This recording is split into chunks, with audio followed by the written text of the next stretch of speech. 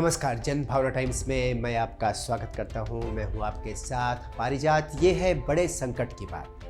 आज पृथ्वी पर एक सौर संकट मंडरा रहा है। ये बहुत बड़ा संकट माना जा रहा है नासा के द्वारा, जहां से जानकारी आई है। जी हां, आज पृथ्वी से टकरा सकता है एक सौर तूफान। और डरावनी बात यहाँ ये है कि इस दुर्घटना का खतरा अमूमन पिछले सौर खतरों से लगभग 3 गुना अधिक है। जो पहले सौर दुर्घटनाएं हुई हैं उनके मुकाबले इस घटना के होने की आशंका लगभग 3 गुना ज़्यादा है।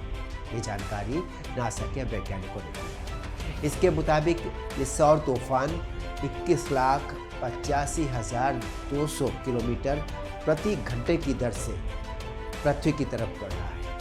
तो इसकी आशंका भी 80% अधिक है पिछली सौर दुर्घटनाओं के मुकाबले, ऐसा कहना है नासा के वैज्ञानिकों का। नासा के वैज्ञानिकों ने चेतावनी दी है कि सौर तूफान के कारण आज दिन में दुनिया भर की रेडियो और जीपीएस सेवाएं प्रभावित हो सकती हैं। नासा ने ये भी चिंता जाहिर की है कि इस बार पहले के तूफान की तुलना में ये सौर खतरा 3 गुना ज़्यादा घातक भी हो सकता है।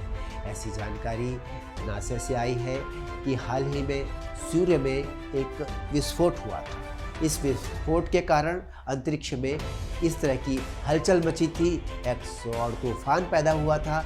और अब ये सौर तूफान 14 मार्च से यानी पिछले 15 दिनों से पृथ्वी की तरफ बढ़ रहा है और बहुत तेज़ी से बढ़ रहा है। यानी कि कहा यह जा सकता है कि ये पृथ्वी के करीब पहुंच गया हो सकता है। इस बारे में विस्तार से दी गई जानकारी काफ़ी सारी आसमानी हालात पर रोशनी डालती है। ये सारी जानकारी नासा के वैज्ञानिकों के माध्यम से प्राप्त हुई है। इस जानकारी के अनुसार आने वाले दिनों में तेज़ी से बदलेंगे अंतरिक्ष के हालात। जी हाँ, अमेरिकी शोध एजेंसी अंतरिक्ष शोध एजेंसी नासा का कहना है कि पिछले कई सालों में सूर्य के अपने अक्षांश में गतिविधियां बहुत कम देखी जा रही है।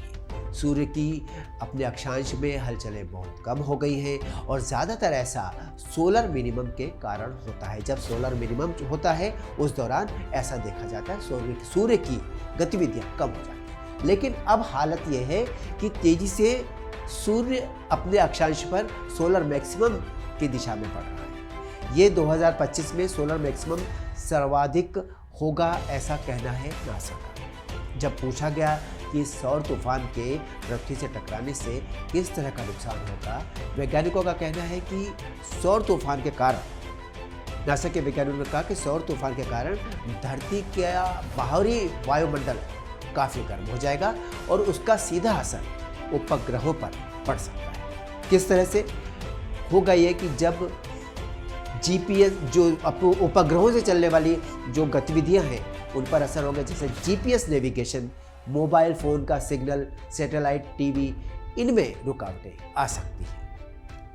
इनकी रुकावटों का प्रतिशत कितना होगा, इसकी गंभीरता कितनी होगी, ये इस पर उन्होंने कुछ नहीं कहा। पर यह कहा कि इसकी वजह से पावर लाइन में करंट भी तेज हो सकता है और ट्रांसफार्मर भी उड़ सकते हैं।